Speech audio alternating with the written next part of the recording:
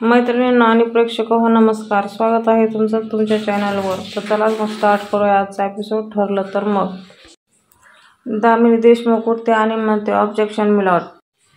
अर्जुन सुभेदार एवढे मोठे वकील आहेत आणि त्यांना इतकी साधी गोष्ट माहिती नसावी की स्वतःच्या बायकोला स्टेटमेंट देऊन काही सिद्ध होणार नाही, कारण त्या कॉम्प्रोमाइज विटनेस आहेत। त्यावर अर्जुन म्हणतो, मला माहीतच होतं तुम्ही असंच म्हणणार आहेत, म्हणून माझ्याकडे दुसरा एक साक्षीदार आहे। अर्जुन कोर्टाला विनंती करतो की दुसरा साक्षीदार बोलवण्याची त्याला परमिशन मिळावी। अर्जुन जजला म्हणतो, मिलॉर्ड, मला कुसुमराव यांना प्रश्न विचारण्याची परमिशन मिळावी।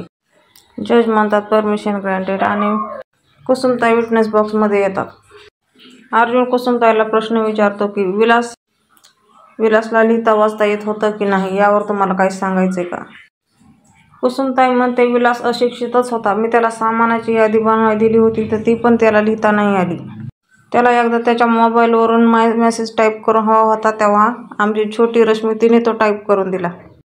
एकदा मधुभाऊला कुरिअर आलं होतं, ते कोणाकडून आलं हे त्याला नाव वाचताही आलं नव्हतं। त्यावर अर्जुन कुसुमताईला जागेवर जायला सांगतात। अर्जुन मधुभाऊला विचारतो, तुमचं सुद्धा या दोन्ही साक्षीदारासारखंच मत आहे का? त्यावर मधुभाऊ हो म्हणून सांगतात। नंतर मधुभाऊ म्हणतात, त्याला साधं वर्तमानपत्रही वाचता येत नव्हतं, आश्रमाच्या कामात त्याची कोणतीच मदत होत नव्हती, कारण लिहिता वाचता येतच नव्हतं त्याला। त्यावर दामिनी उठते आणि म्हणते, ऑब्जेक्शन युअर ऑनर। आणि दामिनी मधुभाऊला म्हणते, तुम्ही आरोपी आहात, विलासच्या खुनाचा आरोप आहे तुमच्यावर आणि ह्याची साक्ष स्वतः आरोपीची साक्ष ग्राह्य धरली जाऊ शकत नाही। अर्जुनला म्हणते, नाही का सुभेदार? आणि अर्जुन म्हणतो, मी या कोर्टात 3 साक्षीदार उभे केले, त्यापैकी कोणाची साक्ष ग्राह्य धरायची हे कोर्ट ठरवेल। दामिनी म्हणते, ऑब्व्हियसली मला कळतच नाहीये सुभेदार, तुम्ही आतापर्यंत एवढा वेळ खाल्ला हे सिद्ध करण्यासाठी की कशी स्वतः साक्षी शिकरेला आश्रमात जाण्याची गरज होती। अर्जुन म्हणतो, सरप्राईज, माझा मुद्दा छोटा नाहीच आहे, माझा मुद्दा खूप मोठा आणि खूप वेगळा आहे। अर्जुन कोर्टाला म्हणतो, ज्या माणसाला लिहिता वाचता येत नव्हतं तो माणूस कसा मेसेज टाईप करेल की माझ्या जीवाला मधुभाऊपासून धोका आहे? ज्या माणसाला लिहिता वाचता येत नाही त्या माणसाला असा मेसेज टाईप करणं कठीणच नाही तर अशक्य आहे। त्यावर दामिनी म्हणते, कोणाची तरी मदत घेतली असेल त्याने, कोणाकडून तरी टाईप करून घेतला असेल तो मेसेज। आणि अर्जुन म्हणतो, कोणाकडून? म्हणजे तुम्ही पण हे मान्य करता की त्या ठिकाणी तिसरी व्यक्ती होती? तिसरी व्यक्ती तिथं होती आणि ती व्यक्ती साक्षी शिकरे होती। दामिनी म्हणते, मी असं काहीही कबूल केलेलं नाही। त्यावर अर्जुन म्हणतो, मग तिथं कोण होतं? मधुभाऊ होते, आणि मधुभाऊ तर असा मेसेज टाईप करून देणं शक्य नाही। अर्जुन म्हणतो, हां, म्हणजे तिथं तिसरी व्यक्ती होती, तुमची आय विटनेस तन्वी सुभेदार। परत अर्जुन प्रियाला म्हणतो, सॉरी, मी तुला खूप त्रास देतोय आज, आणि तिला विटनेस बॉक्समध्ये बोलवतो। अर्जुन तन्वीला म्हणतो, मला सांग, विलासने जेव्हा तो पोलिसांना मेसेज पाठवला तेव्हा तो टाईप करताना तू बघितलंस का? अर्जुन म्हणतो, मधुभाऊची आणि विलासची वादावादी सुरू होती आणि तू लपून बसली होतीस, तेव्हा तुला तिथं दिसलं का विलासने मोबाईल काढून मेसेज पाठवलेला? प्रियाला ते आठवतं जेव्हा ती विलासचा मोबाईल घेते, मेसेज टाईप करते आणि मोबाईल पुसून त्याच्याजवळ ठेवून देते। प्रिया घाबरतच म्हणते, नाही, मला काही माहिती नाही त्या मेसेजबद्दल। त्यावर अर्जुन म्हणतो, अच्छा, म्हणजे विलासने तो मेसेज तू तिथं लपण्या अगोदरच पाठवला असेल, राईट? अर्जुन म्हणतो, एक असा माणूस ज्याला लिहिता वाचता येत नाही तो मेसेज पाठवतो, ही जादूच आहे, नाही? अर्जुन म्हणतो, आता मी तुम्हाला जादू दाखवणार आहे, आणि प्रियाला विचारतो, समज आपण पोलीस स्टेशनमधून आश्रमात जर आलो, गाडीने आलो, तर किती मिनिटं लागतील? प्रिया म्हणते, 15-20 मिनिटं।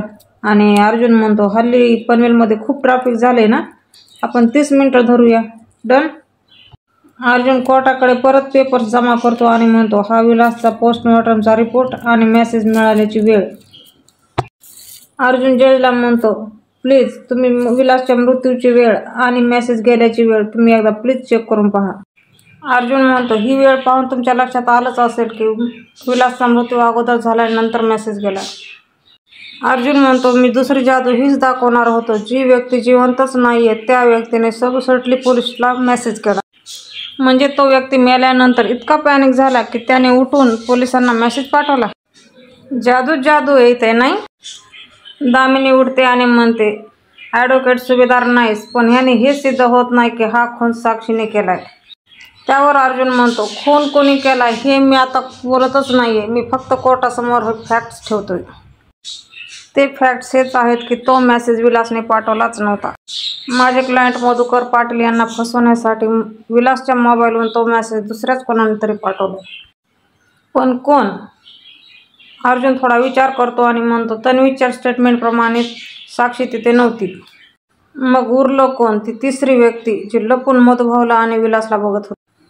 हे ऐकून सगळ्याचे चेहरे ब्लॅक अँड व्हाईट झालेत. प्रिया म्हणते, नाही नाही नाही नाही, मी नाही पाठवलाय तो मेसेज. मग अर्जुन म्हणतो, मग कोणी? साक्षीने? साक्षी होती तिथे? प्रिया म्हणते, साक्षी कसा मेसेज करेल, ती नव्हती तिथे. त्यावर अर्जुन म्हणतो, असं तू म्हणतेस पण मेसेज पाठवला गेलाय ना. कोणतरी होतं तिथे ज्याने मेसेज पाठवलाय आणि तिसरी व्यक्ती तूच होती तिथे. आणि प्रिया म्हणते, नाही. अर्जुन जरा स्पीड वाढवतो आणि म्हणतो, कोण होतं मग तिथे, तू की साक्षी? साक्षी की तू? मेसेज पाठवला गेला, कोणी पाठवला मेसेज? आणि प्रिया म्हणते, मी नाही पाठवला.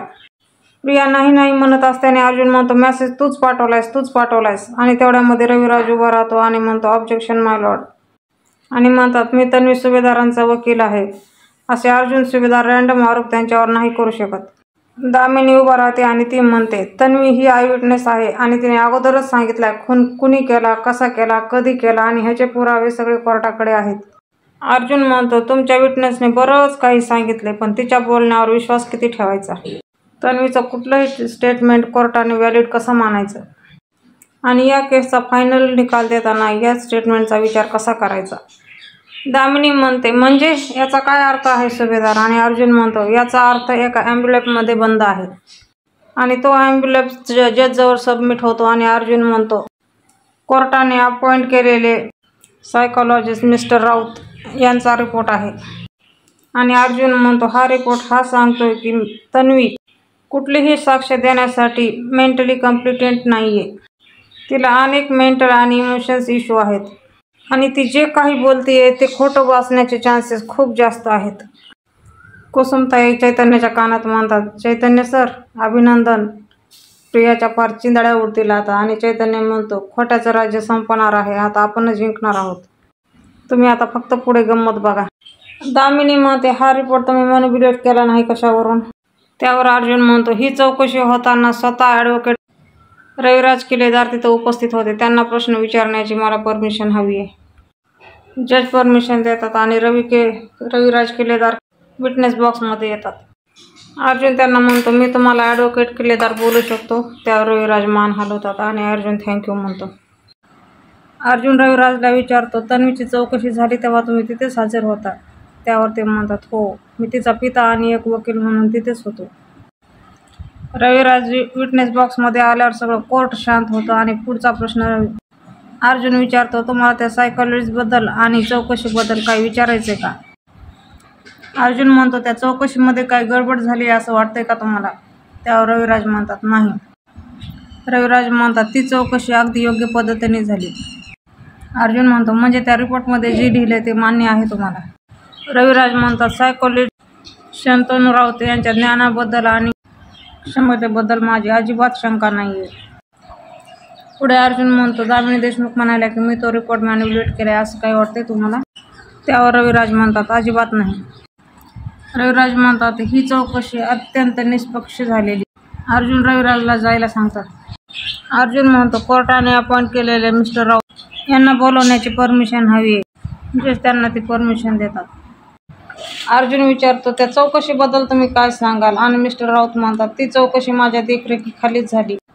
तन्वीची ओव्हरऑल बॉडी लँग्वेज, नजरेतले भाव, चेहरा, बोटांची हालचाल हे मी सगळं अगदी काळजीपूर्वक बघितले आणि त्यावरूनच मी माझा हा रिपोर्ट सबमिट केला. अर्जुन पुढे विचारतो, हा रिपोर्ट तुम्ही कोणाच्या दबावाखाली बनवला का?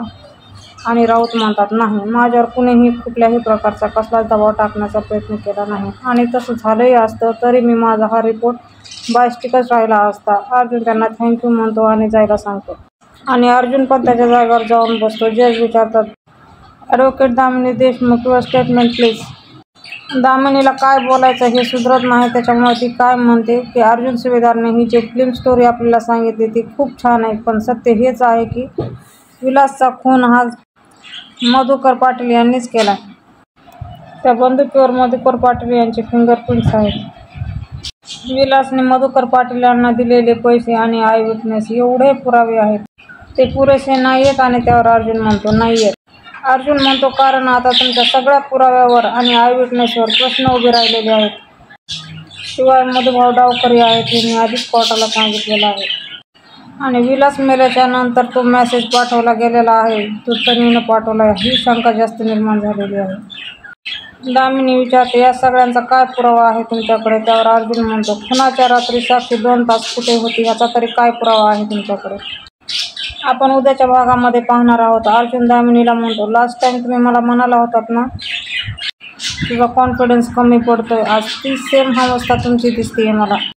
त्यावर सायली म्हणते दामिनी मॅडम, अतिविश्वास ही अहंकारी माणसाची सगळ्यात मोठी चूक असते आणि नेमकी तुम्ही तीच चूक करून बसलाय. त्याचे परिणाम काय झाले हे बघताय ना. आणि त्यावर दामिनी म्हणते सुभेदार अजून केस काही संपलेली नाहीये. आणि अर्जुन म्हणतो काही फार दिवस काही राहिले पण नाहीयेत.